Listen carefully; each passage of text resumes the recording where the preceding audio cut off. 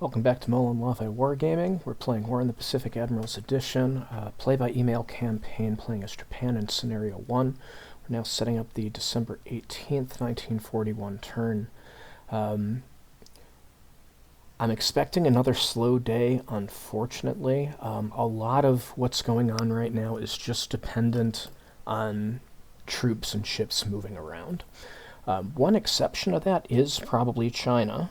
So starting there, we're going to be attacking in Hong Kong again, and we're at the point in Hong Kong where, you know, the next attack could be the one at any time, and it especially could be the next one if I just decide to shock attack. I just don't want to. Elsewhere in China, we're closing in on a lot of stuff, so we're I think this is a weakened unit outside Chuxing. It's already facing down one of my divisions. We've caught up with this. I think that's a headquarters unit outside Haichou. Yeah, and I guess that's it as far as conflict in China goes. Of note, he did move a unit into Yicheng. Yicheng's hard to defend. It's clear territory, and that's going to work in his favor and against him at the same time. It basically means he can inflict pretty high casualties on my army units, but it also means I can bomb the hell out of them. And for now, I've got some light bombers assigned to him. I'm also going to shell him with my troops in the hex. If it looks like we're going to have a problem there, I'll go ahead and... we've got level 3 forts. I really don't think we're going to have a problem. But if we do start to have a problem, I'll just double down on air power. We're also going to be pursuing these guys up here north of Paotou, and I've decided that our victorious units here across from Luoyang are going to clear out Xiaozu first before doing the end-round attack.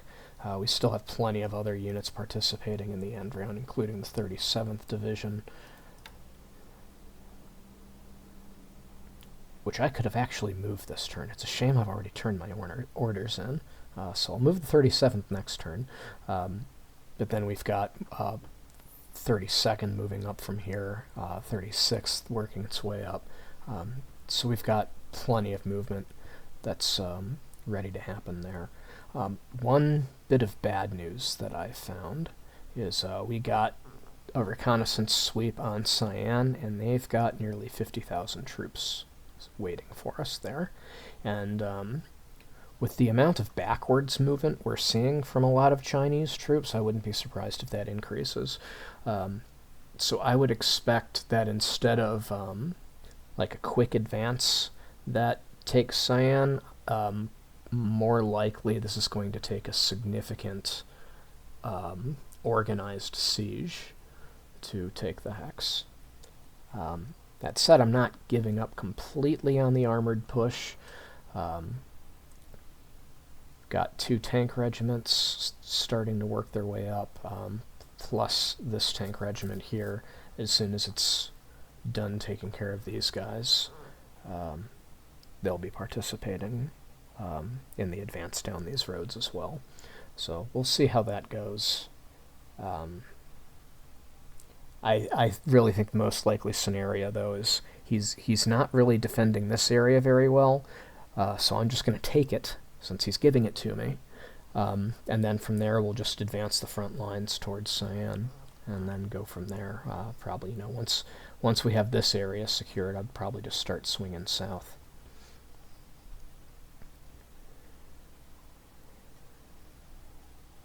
So at Rangoon, we're noticing these guys are departing to the southwest. If they don't move very fast, maybe we can get them. And we can get them several hexes away from Rangoon. Our strike range is limited to 14 right now, so that would get them basically 2 hexes past. So probably there, right? So that's probably 14, yeah.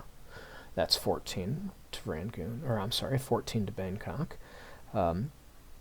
So yeah, if we manage to pick them up in the morning, and hopefully when we do, they're going to be far enough away that they'll want to fly, for one thing, and then they actually will, and we won't run into It's 75 AVG fighters when we do it. Over in Malaya, I've activated the Bettys that are currently based at Kwanton to try to get some strikes, in particular on these units that are operating on the other side of Sumatra. May be able to get an extended strike down here in this area. They're also being limited by 0 escort range. I've moved more Bettys into Kuching. It's going to be a while before they're going to be truly useful in a strike role, but they're useful in a search role right now. So between all these Bettys that have been rebased, that are being used in a search role, we have, basically surveillance that's going throughout the Java Sea and pretty much all of the coast of Sumatra. So we're really locking this region down. We're still offloading one of the groups of tanks at Mersing, so we don't quite have everyone we want here yet, but the forces that are on the ground are going to go ahead and try to meet in Johore Baru, and I am going to be bombing again. I've assigned escorts to those bombers, I've assigned sweeps. This is basically an army operation at this point. The Zeros are going to be covering the Bettys, so it's all Oscars that's going to be doing the work here. But, last turn we had, 2 fighters on cap between both spaces? So it should be enough. And other than that, we're just working on eliminating units and working our way down the peninsula. There's not too much else to say there.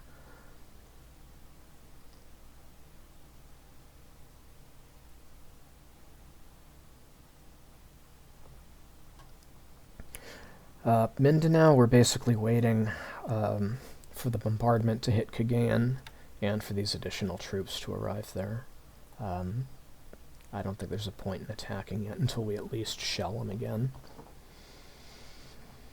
Luzon, only one of the 3 tank regiments that I ordered into this hex has arrived, and I don't actually know the unit strength here, so I'd rather just arrive with all the, or rather just wait for the tanks to arrive and attack with all of them to avoid unnecessary casualties. So we're in a holding pattern there too. We're also waiting for these guys to get into Lucena.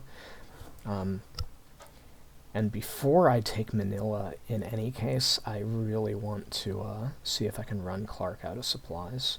I'm not sure how feasible that is, but I'd at least like to try, so I want to keep bombing the hell out of this airbase and keep forcing them to shoot flak, maybe transition to bombing units eventually, but the problem with that is the cover is going to cause a lot of resistance to damage on the ground units, so I'm not sure that's going to be efficient. Whereas bombing the airbase can get me supply hits at any time.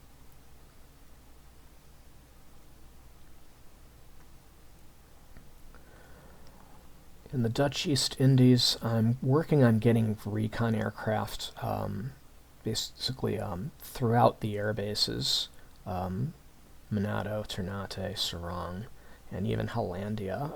Hollandia as a stop-off and refuel point on the way to Rabaul. Rabaul, I want recon aircraft in particular so I can start estimating the amount of forces at Port Moresby. Guess I'm getting ahead of myself a little bit, but the aircraft heading there are passing through this region, so that's why I'm thinking about it now. As you can notice, we have a huge recon arc here. That's because I've moved the Mavises up to Sarang. We don't have the aviation support in the hex to truly support that yet, but I've got a seaplane tendered, or one of the seaplane carrying cruisers, which is going to provide the aviation support necessary to sustain this operation. Eventually I might just put a regular aviation tender in there, or maybe proper land-based aviation support. But for now, the cruiser's going to do. I don't really have anything better to use it for the moment, especially since it's one of the slower ones. Carrier Division 2 is rearmed and working its way into the band to sea. It hasn't been detected yet, and I think once it gets detected, that's when we're going to start stepping on the gas. And part of the reason why I've moved these Mavises up is because I'm hoping to get contact on any kind of enemy traffic that's moving through this area. And if we can pick up on something, then we can do something. Of course, there's always Surabaya. At Truck, the 4th Division has arrived, and it's more or less ready to go to Port Moresby if we find out that a division's going to be enough. You have construction and aviation support 1 hex away from arriving at Rabaul. We'll also be hitting Tulagi this turn, and Guadalcanal looks like probably 2 turns from now. We're going to hopefully get a shot at this cruiser when it departs Port Moresby, since we're going to have the submarine that's going to be sitting right outside the port, and it's undetected so far, so possible opportunity there.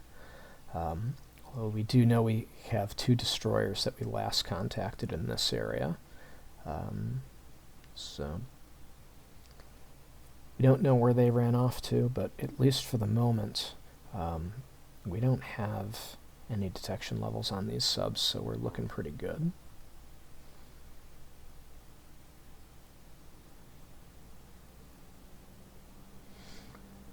We've been detecting enemy ships in this area. It's tempting to send the KB down there, but I think it's too early for that, especially since we really need to have them stop off at Truck and get rearmed.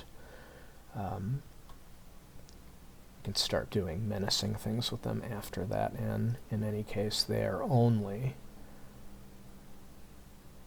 9 spaces out, so that's 2 days travel. They could use a bit of maintenance too, it looks like, so I might start disbanding them so they can get those repairs. So one last thought before I close this out.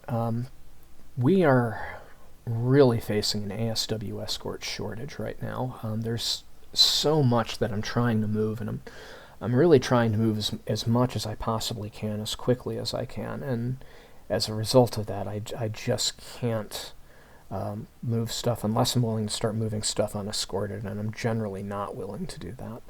I do have a whole bunch of task forces working their way to Japan, so hopefully I'm going to be able to make another surge in a couple days. And then 10 days from now is when cargo ships being converted to PBs are going to start completing. 10 days feels like a long time away, though. But yeah, in the meantime, I'm just making do with what I can. We're facing supply shortages, we're facing insufficient aviation support and construction.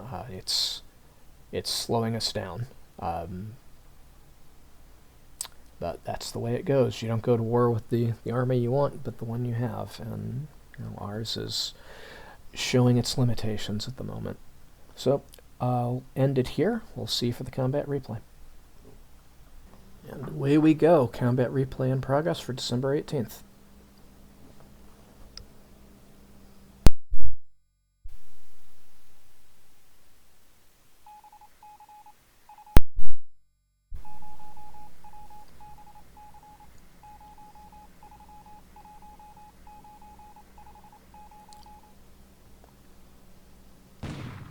Got a sub sneaking around off Chesilton. I've got a pair of sub chasers arriving at Brunei or Muri, so I've got somebody I can deal with that.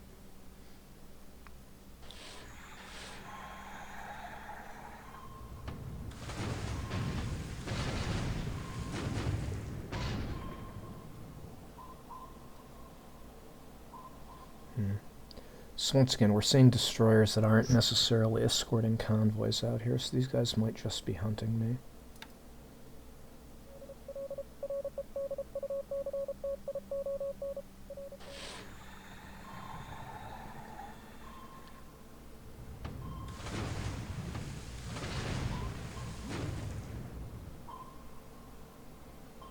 Yep, same story, Singleton destroyer.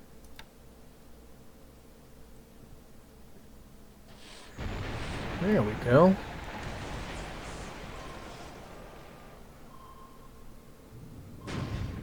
Now, we're caught in shallow water, so this could be bad for us. We get away with it. Or, you know, that might not even have been shallow water. That's 1 hex out of Port Moresby. So, heavy damage to the Adelaide. Makes me happy. Almost certainly be headed to Brisbane for repairs. Alright, it's a pretty minor ship, no big deal there.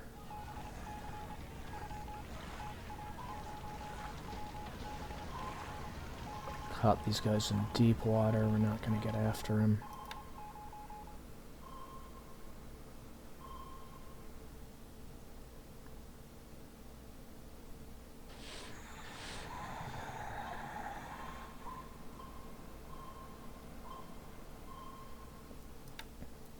A lot of submarine action this turn.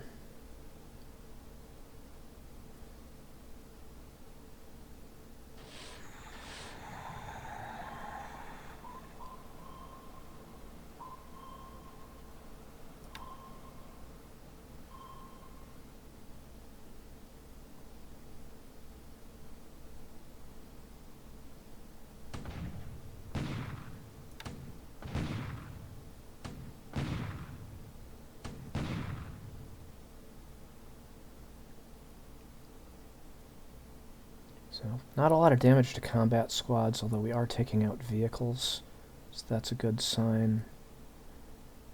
Looks like we've wrecked the base up pretty badly.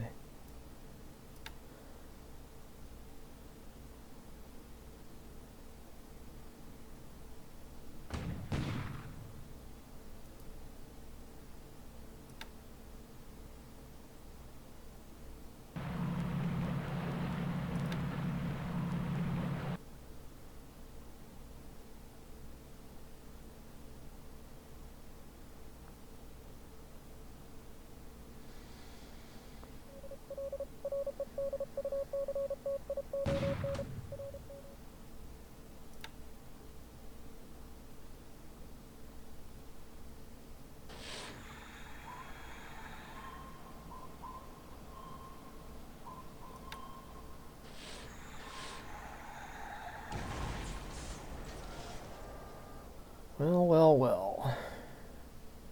If we didn't allow the hunter to become the hunted.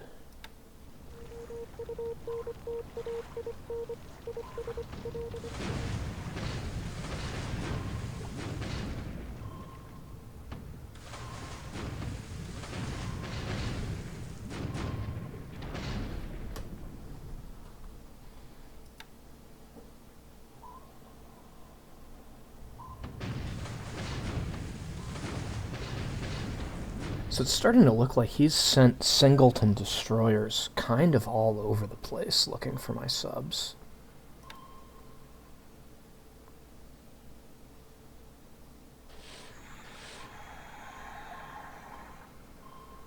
Okay, I'm very happy to see these guys miss, because this is probably the delivery of the aviation support and construction units that I've been wanting for a while.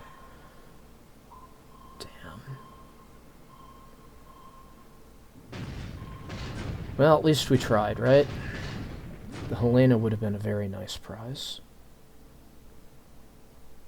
And if we can confirm she's headed to Pearl Harbor, I wouldn't mind taking some more shots at her if I can get subs into position.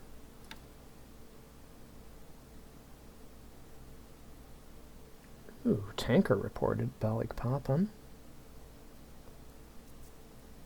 Transports being reported around Darwin.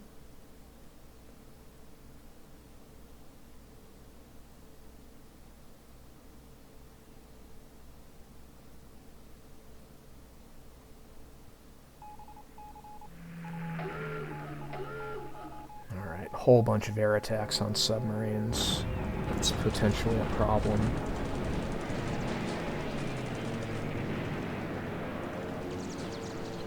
Alright, so there's only one Buffalo on cap at Johore Bahru, and it's been shot down, so that's great news, because it means even if we don't get the escorts that we've assigned, there's not going to be a cap to shoot down my sallies anyways. Speaking of not getting escorts.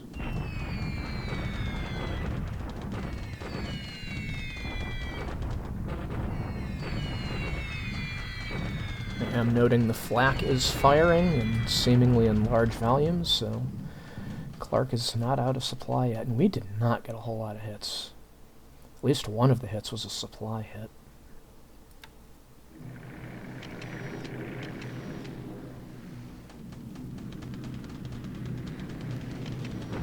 Alright, let's get the only guy to come up. And he survives. Hopefully he crashed at base.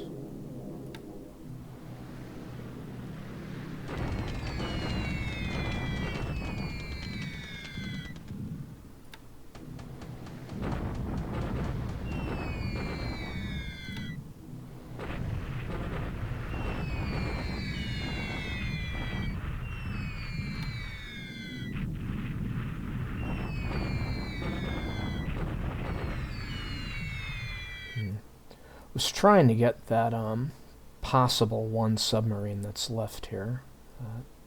We hit basically nothing.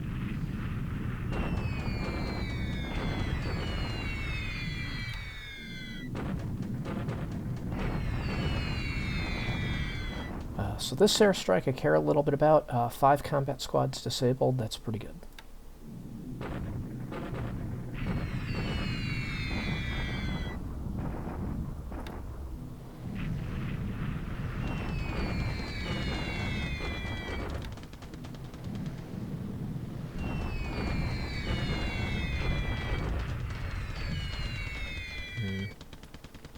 Not so great results here. Unfortunately, the jungle is hindering us.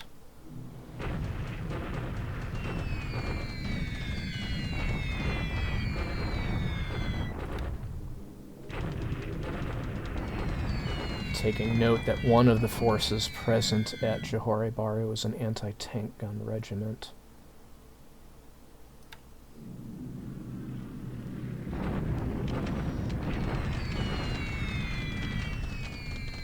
Yeah. 273rd Battery, 80th Anti-Tank Gun Regiment.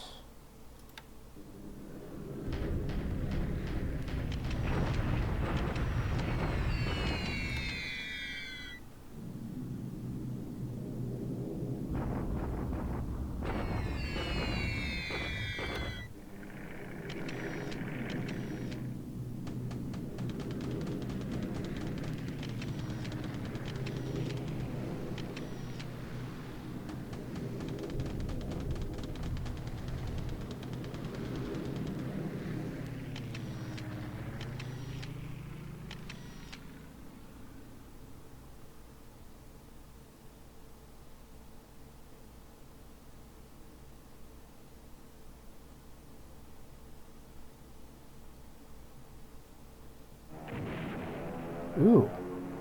Allied cruiser? Oh, you know, that's probably mine. Being misreported. If that is an Allied surface task force, they're so close to my covering force that they'll be engaged almost for sure. A little concerning these guys don't have escorts.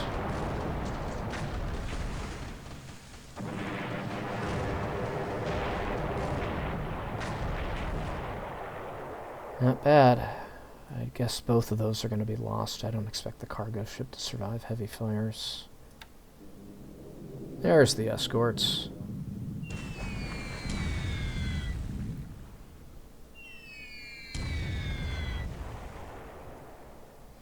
Sigh.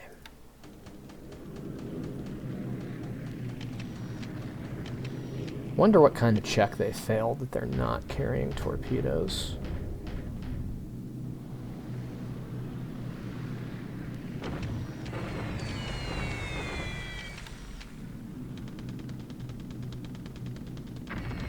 I'm trying to get nates here, but there's so little supply at Bab el-Doab that I can't equip drop tanks and fly them out here. I'm sorry, not Nates, Claudes. I think it's the Kauai detachment.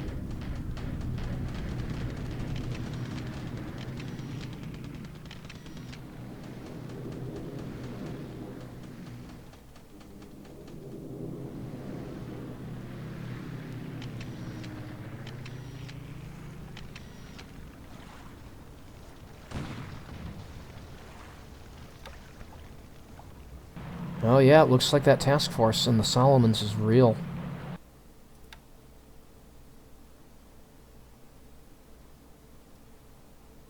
Yeah, we may have a fight on our hands. Apparently not this turn, but next turn.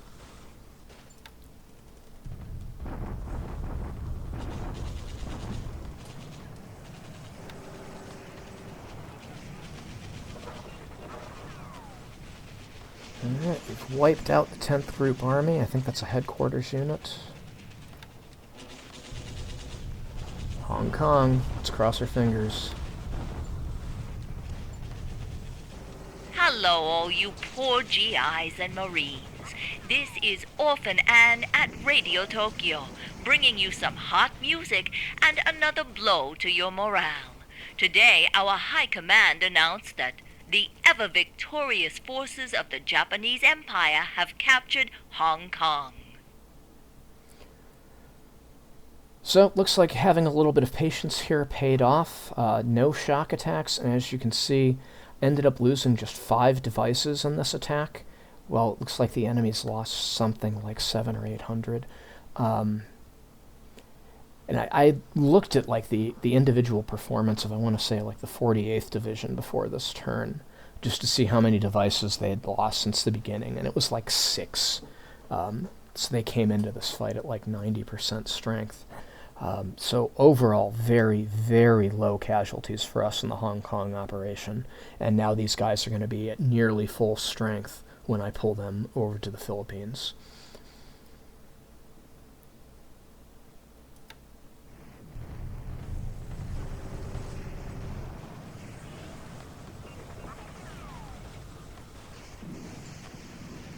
Sadly, Lusu War Area was able to retreat.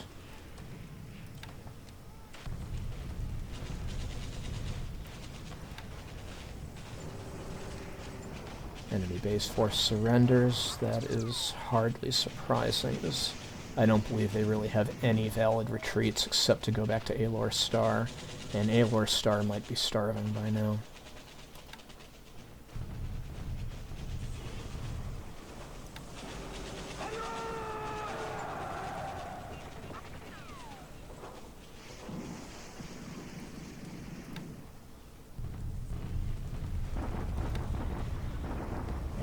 I had meant to shock attack here, and I just forgot.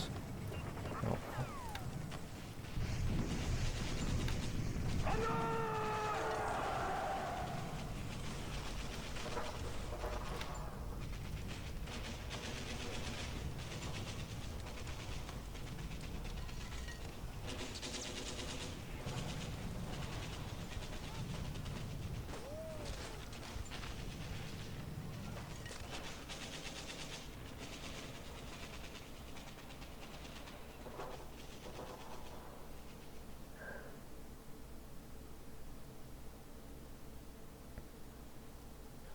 Alright, so that was a pretty good one. Fall of Hong Kong has given us our greatest victory point gain of the war so far. Even we can see that on a chart. It's so salient. Creates a nice little uptick. Air losses were basically non-existent.